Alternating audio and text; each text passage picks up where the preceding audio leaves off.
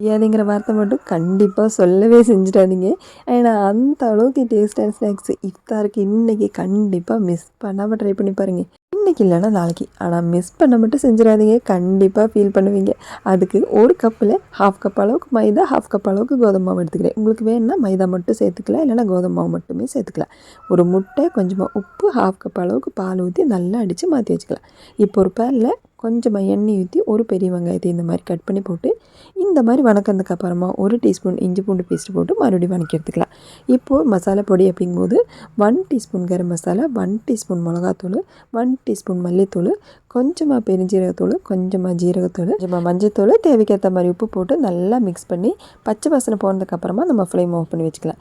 இந்த மாதிரி நல்லா மிக்ஸ் பண்ணி ஃப்ளேம் ஆஃப் பண்ணதுக்கப்புறமா மறுபடியும் ஒரு பேனில் கொஞ்சமாக எண்ணெய் ஊற்றி மாவோட கன்சிஸ்டன்சி அப்படிங்கும்போது இந்த மாதிரி இருக்கணும். இந்த மாதிரி பேட்டர் ரெடி பண்ணதுக்கப்புறமா தோசை மாவு மாதிரி கரெக்டாக லெவலில் ஊற்றி எடுத்துக்கணும்.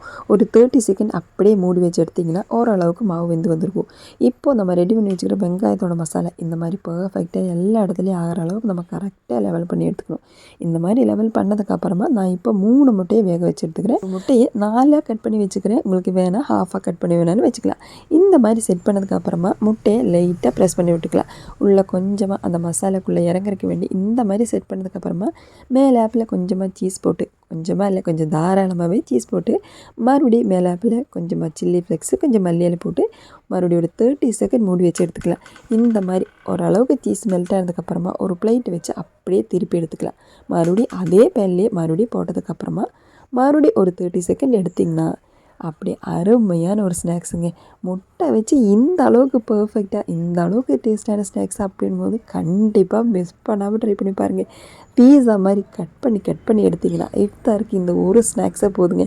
பாக்கி எல்லா ஸ்நாக்ஸும் அந்த அப்புறம் தள்ளி வச்சுக்கலாம். ஒரு நாளைக்கு இந்த மாதிரி ஸ்நாக்ஸ் மட்டும் பண்ணி பாருங்கள்.